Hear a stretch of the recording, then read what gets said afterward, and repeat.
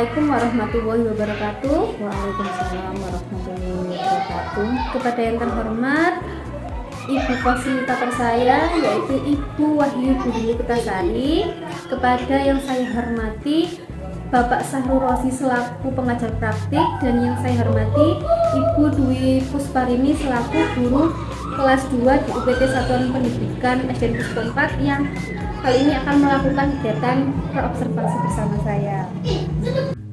Pada kesempatan kali ini saya akan melakukan kegiatan praobservasi dengan Bu Dwi dan juga melakukan kegiatan observasi dan pasca observasi untuk memenuhi tugas aksi nyata pada modul 2.3.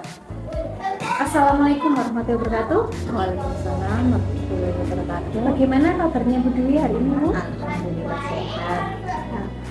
Ya Bu, beberapa hari yang lalu saya kan telah menyampaikan kepada Bu Dwi bahwa saya mendapatkan tugas dari guru penggerak untuk melakukan supervisi, dan alhamdulillah Bu Dwi berkenan untuk menyetujui kegiatan supervisi dengan Bu Dwi ya. Nah, pada kegiatan ini Bu, ada 3 tahapan yang harus kita lakukan, yaitu ada kegiatan observasi, kegiatan observasi, dan juga kegiatan pasca observasi. Nah, pada kali ini kita awali dulu dengan kegiatan praobservasi, di mana kita akan bersama-sama sharing, berdiskusi terkait dengan kesiapan Bu Dwi untuk melakukan supervisi besok mungkin. Nah, dan juga untuk membantu Bu Dwi untuk meningkatkan kemampuan dan pengembangan dalam pembelajaran. Nah, kalau boleh tahu nih Bu ya, apa harapan Bu Dwi dalam pertemuan kali ini? Harapan saya untuk pertemuan besok ya, alhamdulillah saya itu merasa senang bisa sharing, terus untuk peningkatan kompetensi dalam pembelajaran. Saya juga ingin mendiskusikan rencana pembelajaran yang akan saya laksanakan besok. Ya. Nah, kalau boleh saya tahu nih Bu ya, besok kira-kira materi tentang apa Bu yang akan disampaikan? Besok itu anak-anak untuk tema 7 tentang hewan dan tumbuhan di sekitar. Nah, terkait dengan tema tentang tumbuhan dan hewan di sekitar ini Bu ya, tentunya kan ada tujuan pembelajaran yang ingin dicapai. Kira-kira apa tujuan pembelajaran yang ingin dicapai dalam kegiatan pembelajaran besok? Siswa itu dapat menyebutkan dan juga menunjukkan simbol sila keempat Pancasila, dan juga bisa melafalkan bunyi sila keempat Pancasila. Terus yang kedua itu siswa dapat menyebutkan membilang bilangan 41 sampai 99. Nah, kemudian dari tujuan pembelajaran ini Bu, apa area pengembangan yang hendak Ibu capai? Kemandirian anak dalam mengerjakan tugas, terus keberanian dalam berpendapat, kemudian meningkatkan kerjasama dengan teman dalam bentuk kelompok, dalam berdiskusi seperti itu. Jadi yang ingin Ibu kembangkan adalah meningkatkan kemandirian siswanya, kemudian supaya mereka itu juga berani berpendapat dan meningkatkan kolaborasi atau kerjasama tadi dalam bentuk diskusi kelompok gitu ya Bu ya. Nah, luar biasa sekali Bu Dwi. Nah, kalau boleh saya tahu nih, apa saja yang sudah Bu Dwi persiapkan untuk kegiatan supervisi besok?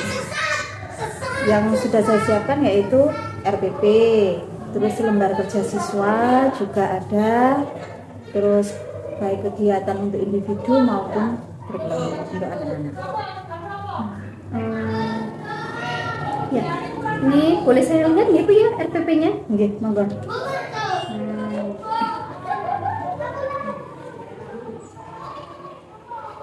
Nah, untuk RPP-nya kira-kira sudah mencantumkan apa saja nih Bu? Oh, itu yang terkait itu tentang hewan dan tumbuhan di sekitar, yang memuat PPKN sama matematika. Ini ya Bu ya. Iya. Nah, di sini alhamdulillah sudah saya lihat ini ya Bu ya, di RPP-nya Bu Dwi itu meskipun kemarin kita sudah melakukan diskusi hanya singkat gitu ya. Tapi di sini saya lihat sudah memuat tentang budaya positif seperti itu Bu sepertinya ya. Dan pembelajaran yang berdiferensiasi. Nah, ini juga bukan hanya untuk Bu Dwi tapi untuk saya juga untuk belajar ya Bu ya sama-sama. Kemudian nah, kalau boleh tahu ini Bu, strategi yang digunakan Bu Dwi dalam kegiatan besok itu seperti apa? Strateginya yaitu kemampuan literasi anak-anak yang berbeda-beda itu yang dan gaya belajarnya juga berbeda. Nah, di situ saya akan mencoba dengan menggunakan diferensiasi proses. Maka akan saya kelompokkan atau tangani sesuai dengan kebutuhan gaya belajar anak-anak. Luar biasa, sangat menarik sekali ya Bu Dwi ya.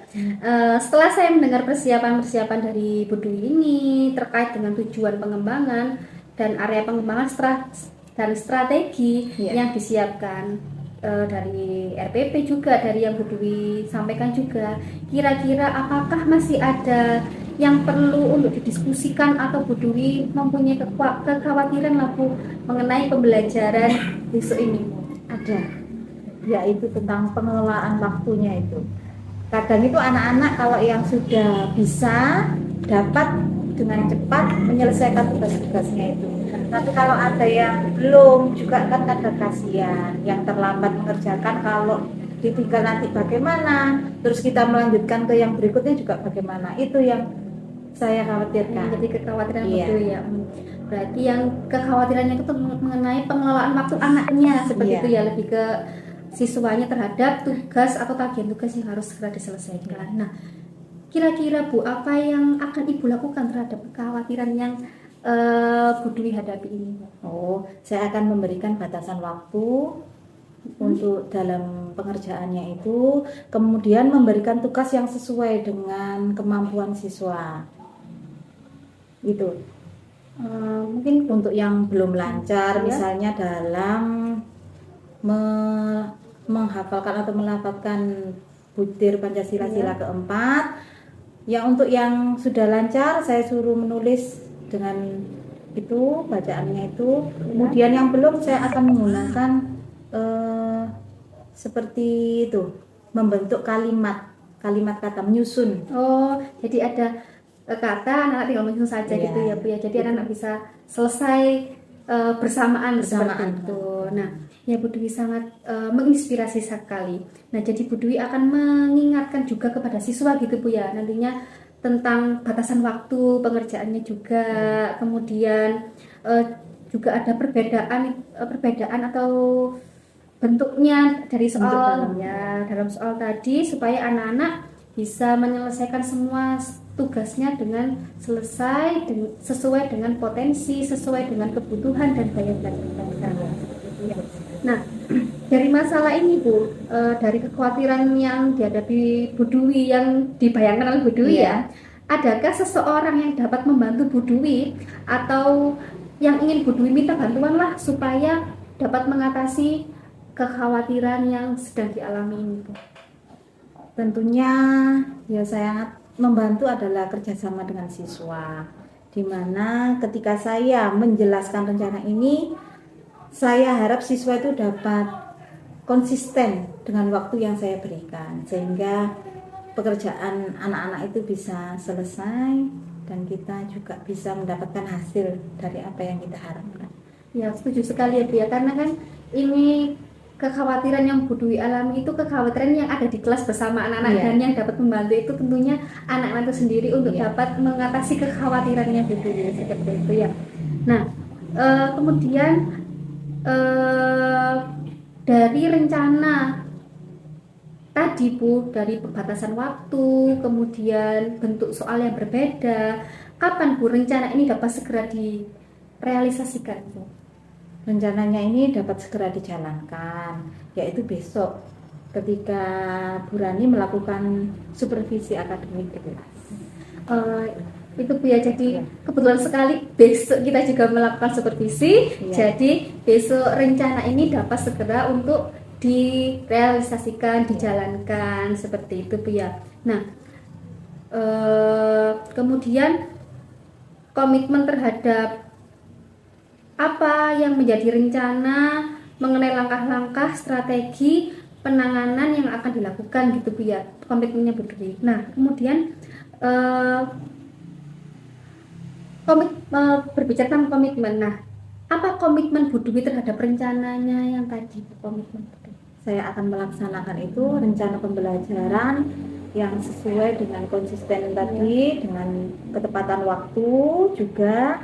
Terus pada proses pembelajaran akan menerapkan itu konsisten dan secara berkala atau kontinu.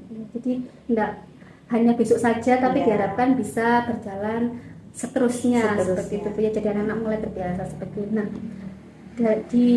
saya rasa permasalahan atau kekhawatiran dari Bu Dwi ini sudah dapat ditemukan lah oleh Bu Dwi sendiri ini ya. Nah, saya ingin tahu ya Bu ya, di penghujung percakapan kita kali ini saya ingin bertanya mengenai perasaan Bu Dwi setelah kita berdiskusi bersama berbincang kali ini bagaimana Bu? Alhamdulillah senang sekali bisa sharing, terus bisa menemukan solusi dari permasalahan yang saya khawatirkan. Jelas. Alhamdulillah, nah sama-sama saya juga belajar Bu di sini Bu, dan semoga dapat membantu Bu Dwi dalam mempersiapkan pembelajaran dan juga yang Bu Dwi dari strategi pengembangan juga tadi dapat menginspirasi untuk saya pribadi tentunya Bu. Saya ucapkan terima kasih Bu Dwi karena telah bersedia meluangkan waktunya dalam kegiatan praobservasi ini. Mungkin besok kita akan bertemu lagi dalam kegiatan observasi di kelas. Seperti ya Bu Dwi ya. Sama-sama. Ya, sampai ketemu kembali besok. Saya ucapkan terima kasih. Ya, assalamualaikum. Warahmatullahi wabarakatuh.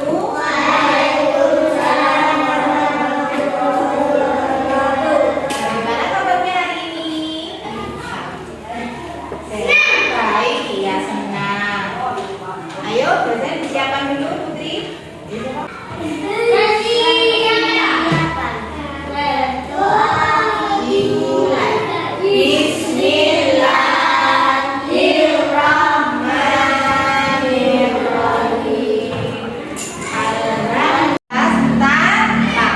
Sila keempat Pancasila. Bagaimana bunyi sila keempat Pancasila?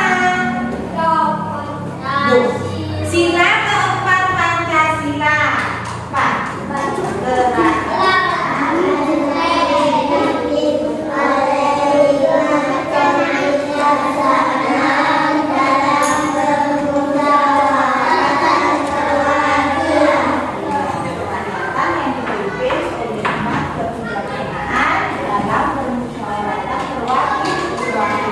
Dilambangkan kenapa silakan kepala kepala kan nah ini biasanya apa cara di situ kerayakan untuk apa kerayakan yang dibuat. Tema hari ini kita membahas tentang binatang dan tumbuhan dan hewan. Tentang bilangan. Kemarin kita belajar bilangan sudah sampai bilangan berapa? Ayo, kemarin bilangannya sampai bilangan berapa? 42. Kita sekarang akan belajar mulai dari 41 sampai 99.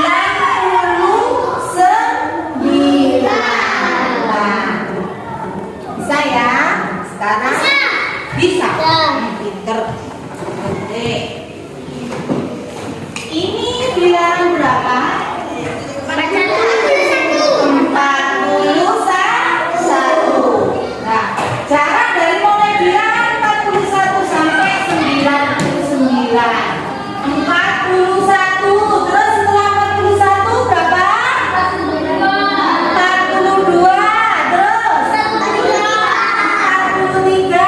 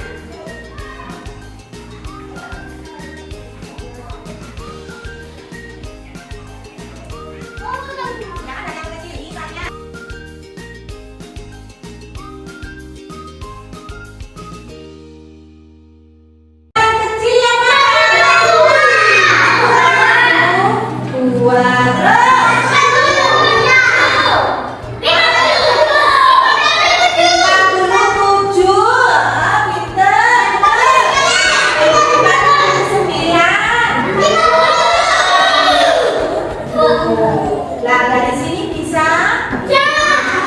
Setelah itu dia membentuk berkelompok. Ngadep namanya memburi. Berkelompok. Yang depan bangunnya diputar menghadap ke belakang untuk kasih. Enggak, orang kamunya no. Ini kursinya saja.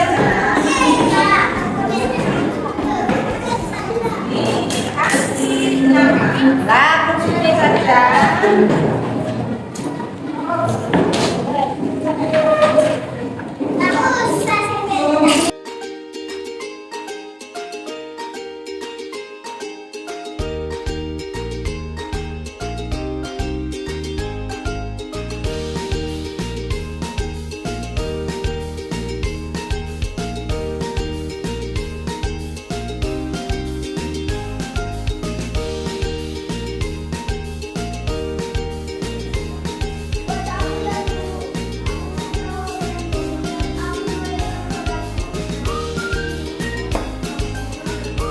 Ayo sudah selesai tugasnya?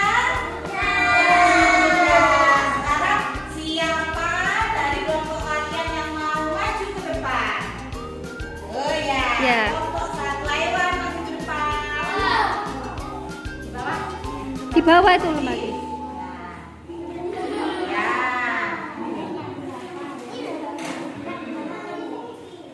Nah, ayo diperhatikan temannya yang ada di depan. Jumlah pisangnya ada berapa? Jumlah pisangnya ada.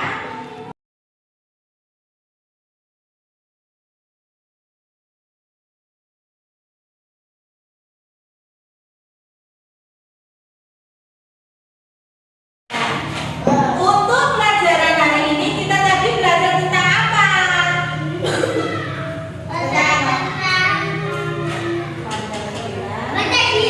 Pancasila. Sila berapa tadi? Sila keempat dengan lambang kepala banteng. Dan kita belajar tentang apa? Apa? Bila.